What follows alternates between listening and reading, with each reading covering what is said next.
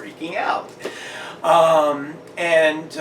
While there are reports that the actual effect was overblown, or the reports of the effects, I mean, were overblown, and not as many people freaked out as the stories have had it, there were people who were leaving the cities, were stockpiling food, stockpiling water, weapons, ammo, and hiding out in the woods, getting ready for to fight off the Martian invasion. So, can we say in any kind of material sense that the Martians landed in the U.S. in the 1930s and started taking over? No, of course not. On the other hand, though, when we're talking about social facts, for a group of people, that was true because they believed it to be true, and therefore it was true in its consequences. They stockpiled food, water, weapons. They moved out of the cities. That would be an example then, an extreme example, but one example of a social fact. Another example, money. Money itself is a social fact. It has value only because we believe in it. So money used to be based on things like gold, right? Ever since the U.S. switched over to the greenback, the currency in the U.S., as well as the majority of the rest of the world, is by fiat. And so it has value, in other words, because we say it has value. There's no gold backing it. There's no silver backing it. Nothing along those lines. Now, that also takes limits off your economy. If your currency is tied to something material like gold, your economy and the growth of value in your economy is going to be limited by the amount of gold you have. When currency is by fiat, then it is limited only by the social imagination, or the collective consciousness, if you will. In which case, then, you completely remove any boundaries to value production. And so, in this sense, think about it in terms of use value. What use do you actually have for paper money? I mean, I suppose if you wanted to start a fire, you could use it for kindling. Metal, at least, has some kind of intrinsic value to it. And just to give you an example of how money by fiat, where we still are using metal as a currency, that hasn't value on a market on its own. The amount of value of the copper in a penny is actually worth more than the penny itself is worth. All right. Now, Durkheim also argues and introduces this concept of sui generis. Sui generis is something of its own kind, of its own category, something that needs to be studied in a category on its own. And social facts have to be studied sui generis. They are sui generis. They're of their own type. In other words, you wouldn't be able to find social facts occurring in any kind of environment where you won't have social animals, where you won't have humans to end up creating these kinds of symbols and creating these kind of social realities. And so, like culture, for example. So in this sense, what Durkheim is saying is that you have to have a science that is devoted particularly to the study of social facts. And here we're getting to his definition of what sociology is, in a nutshell. Sociology, according to Durkheim, is the study of social facts themselves. All right. Now, what is sociology's subject matter then? what are we to focus on as sociologists? According to Durkheim, obviously humans, but that's very broad and general, right? There's 7 billion of us and counting. So what we have to understand is humans are internalizations of our societies. So, you can talk about national characteristics. You can pick out somebody who, for instance, was educated in England versus educated in the United States. There's going to be certain cultural differences, certain references that one will get that the other won't. Differences in accent and language usage and word choice, what have you. And so in this sense, we can see that as a simple example of the ways that we internalize our broader social groups and then carry them with us everywhere we go. So society, in this sense, is always coercive. And Durkheim is not meaning the term coercive in a negative sense. Typically when we use the word coercive or coercion, it's typically understood as forcing someone to do something against their will. But as Durkheim famously wrote, morality freely agreed to is no constraint whatsoever, is not experienced as a constraint. And so if you're born into a particular culture, a particular society, that society is going to impose identities on you, such as citizenship. Being born in America makes you an American. Now, does baby have any clue what that means? Of course not.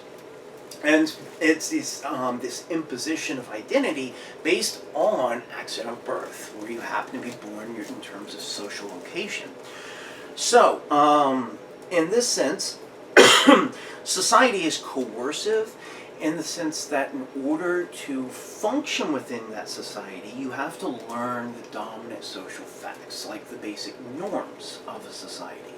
The folkways, the mores, the taboos. You have to learn how to avoid getting in trouble if you need to achieve something that you can't just do by yourself. You need to know how to do that in that particular society or culture. And so those are the social facts that you're learning, that we now call socialization, when people are teaching then the social facts. And socialization is very intense in childhood, but it's a lifelong learning process because society is dynamic and constantly changing. And so we're constantly having to update ourselves. I mean, just look in terms of technology would be a perfect example of that. All right. So, in this sense then, if we were going to get a little more specific with sociology's subject matter, Durkheim is saying that sociology is the science by which we can see the historical patterns of collective selves changing over time to better understand our current time. Now, it's important. I oftentimes say the difference between how a sociologist studies history and how a historian studies history is that historians want to understand historical periods for their own sake, on their own terms, and while sociologists want to understand them on their own terms as well. Our main focus is not understanding those time periods. Our focus is understanding how those time periods became the present. And so that's effectively what Durkheim is saying as well here. So Durkheim is a sociologist who focused on emotion and morality from a scientific perspective, and a time period when those kinds of things were only understood as being within the realm of philosophy.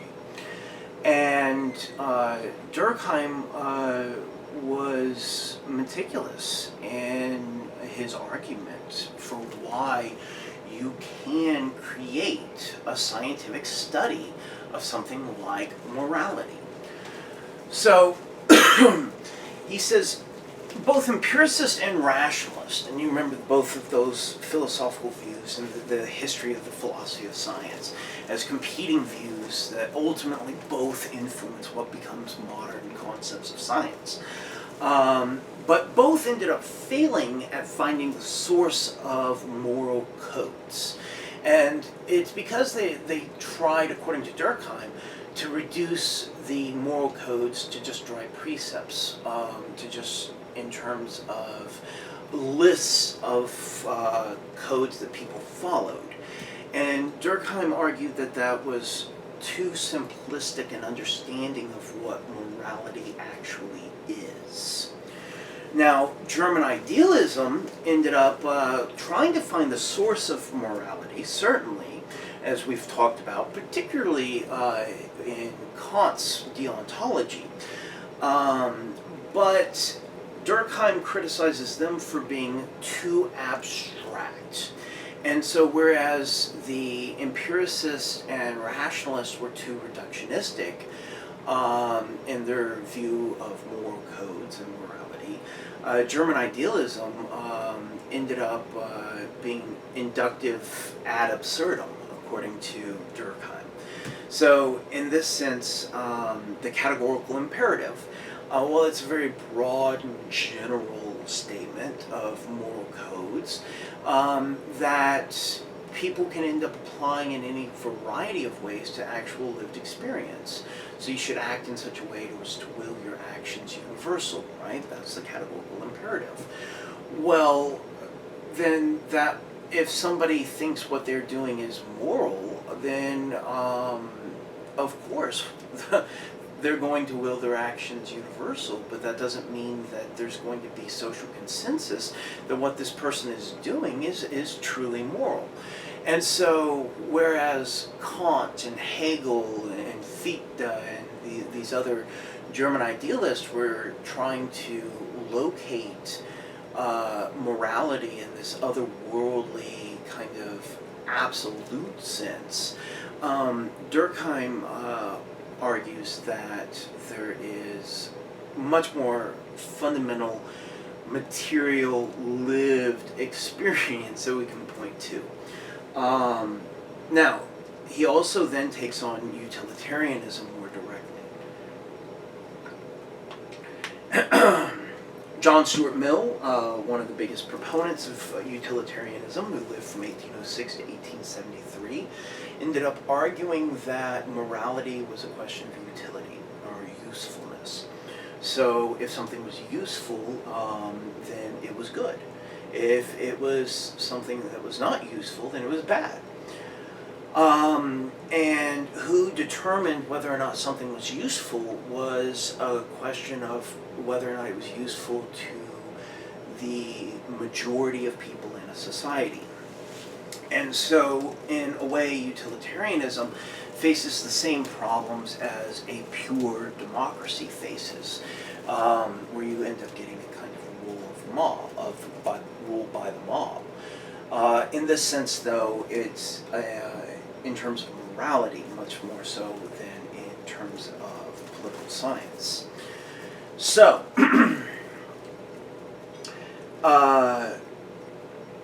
it doesn't take into consideration any kind of emotionality whatsoever in toward morals.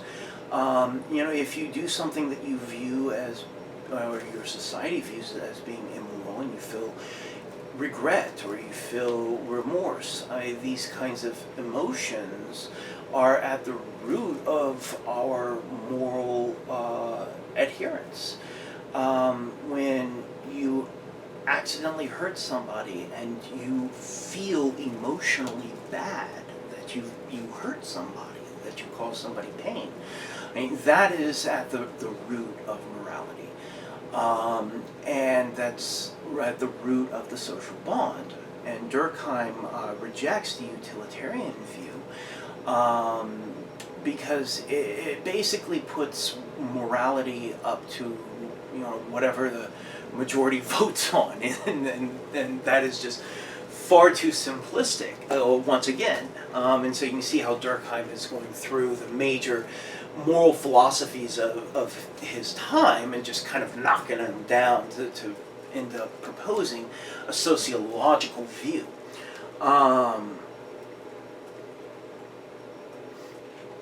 He also argues, though, that morality does need to be scientifically studyable. And so he rejects ultimately any kind of morality that hinges on an otherworldly metaphysics. So the kind of Platonic metaphysics, for instance, that you end up finding replicated in German idealism. And so he says, how do you create a science to study the categorical imperative in the noumenal realm in Kantian deontology? It's impossible. You can't, obviously. So, morality, he insists, can be studied scientifically. Morality is a social fact, and you can study it by how people put it into action, what people do.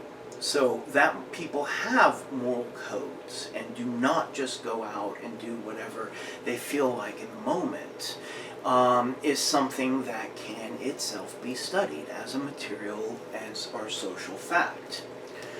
Not only that, but morality is produced by society itself. As I said earlier, it's at the very root of the social bond itself. The social bond is moral.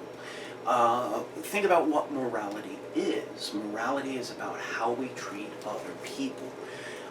It's about when it applies to ourselves and how we conduct ourselves. This is always in relation to other people. And so the very root of the very source of morality is the social bond itself. So we can also see this when societies are in transition, because morality ceases to have as strong a hold. This is what Durkheim refers to as anomy. Anomy coming from the Greek anomos, literally meaning, well, I can't say literally because we don't really have a direct English equivalent.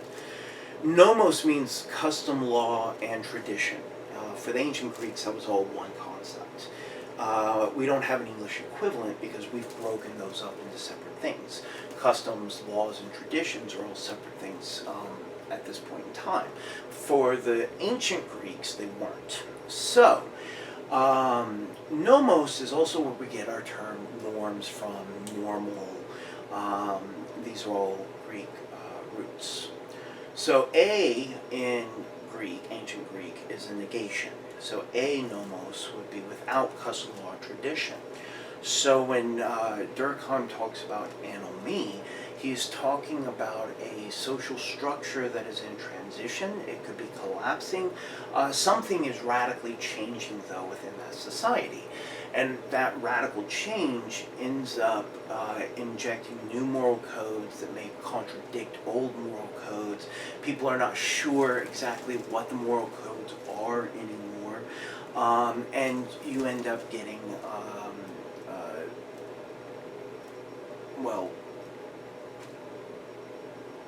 what happened to ancient Egypt when the Nile ran dry? According to the records, people were eating their own children, killing each other in the streets. So, when society's in transition, morality goes out the window in many respects. And that, again, illustrates that it is society and social structure and social interaction, the social bond itself, that is the source of morality. We also see that actions within the collective have longer impacts than in any individual life. And so Durkheim is also taking on this philosophy of radical individualism. And he sees it ultimately as being absurd, because our individual lives are short, and our actions only have meaning beyond our lives in the impact that they have on the collective and what's carried through in the collective. What we learn and what we pass down and how we affect others. These are all ways that the collective, in many ways, makes us immortal. And so in this sense, we have to, in order to do sociology, think ourselves outside of history and see ourselves as a part of history simultaneously. We're living in a historic moment right now. But this is the problem with individuality. Individuality ultimately cuts the individual off from history, cuts the individual off from society, from the social bond. And so even striving for this idea of radical individuality, Durkheim sees as being just ultimately absurd, again, as I said. And nihilistic, because, again, meaning comes from the collective. If you're a radical individual, how can things have meaning? You've just rejected the very thing that gives meaning, the collective.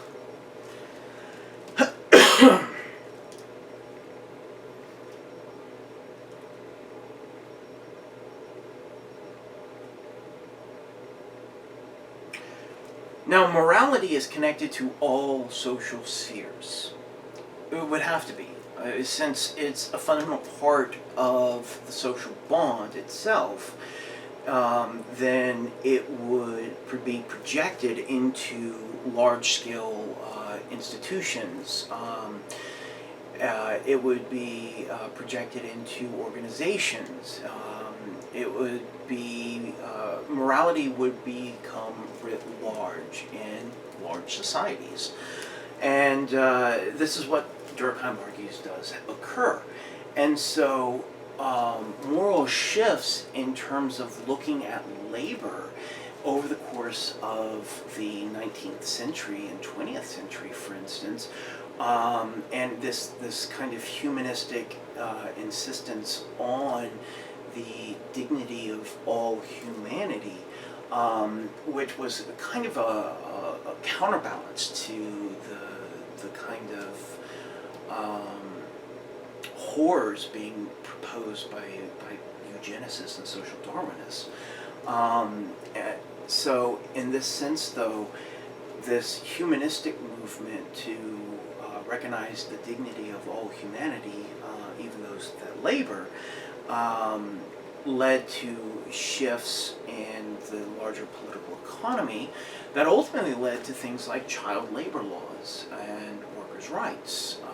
It was the union's ability to alter our view of morality and how that relates to labor and labor compensation.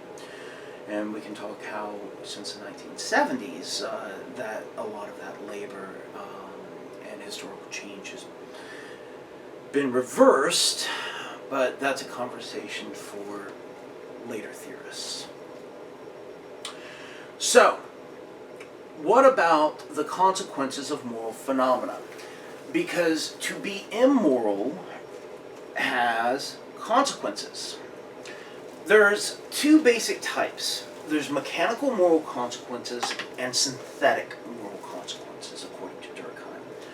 Mechanical moral consequences are those consequences that occur automatically. Let me be a little more specific. So, your society is going to have norms that will basically just be norms on how to live in the world, not just how to live in this culture or how to live in this society. And so things like, for example, hygiene rules would be one such example. So what happens if you don't follow your society's norms on hygiene? Well, you might get sick. And that would be, so it's not so much that these are things that happen automatically in the sense that you break a norm and the consequence is automatic. It's more that people do not inflict this on the person for violating the norm. This is something that just living in the world causes the consequences to occur. So synthetic moral consequences, as I've already implied, would be those moral consequences that people actually impose on people. So in this sense, there's no necessarily logical connection between somebody stealing something and then getting a certain number of years in prison, or why you have people who steal the same amount in terms of value but get different amounts of punishment in different times. And so depending on who the judge is, depending on which state it occurs in, depending on who the defendant is, even depending on whether or not they can afford a lawyer. I mean, all of these kinds of things go into the synthetic consequences and illustrates how there's no logical connection between the violation of the norm or the deviant behavior and the consequence that follows. So I mean, if we're going to go all the way back to Hammurabi, right? Hammurabi's code, if you steal, you get your hand cut off. I mean, there's a kind of logic to that, but we've gotten to the point where we see that as being ultimately inhumane and too extreme. So somebody steals a loaf of bread to feed their family, and they're going to be maimed for the rest of their life. How is that fair? Well, again, that's based on our cultural values, which again would be a part of these social facts we're talking about here. So, synthetic moral consequences lead to social sanctions. And social sanctions are the coercive force. Now, sanctions will be can be positive or they can be negative. And they become very complex because you can typically you get positive sanctions for following norms. However, you can get positive sanctions for violating norms too. So, say for instance, there's a norm that your society doesn't take very seriously. It's not seen as being that important. And you violate it. And people who see you violate it, and it's very much important on who sees you do the violation, finds it funny, and they join in, and they laugh. They're giving you positive sanction for violating a norm, because you're violating a norm, and they just happen to find it amusing, as just one example. With negative sanctions can be anything from a dirty look to the death penalty in the United States. With negative sanctions, though, you can get negative sanctions for following the norms. For example, every area develops its own driving culture that is loosely based on actual traffic laws. And if you are following the traffic laws, but you violate the driving culture, you're going to get some negative sanctions, probably in the form of some middle fingers popping up, some horns blaring, and those would be examples. And so, keep in mind, typically negative sanctions are punishments for breaking the norms. Positive sanctions are rewards for following the norms, but it's much more complex than just that. And these are at the root of how society coerces us into what our culture at a particular point in time sees as moral behavior. Okay.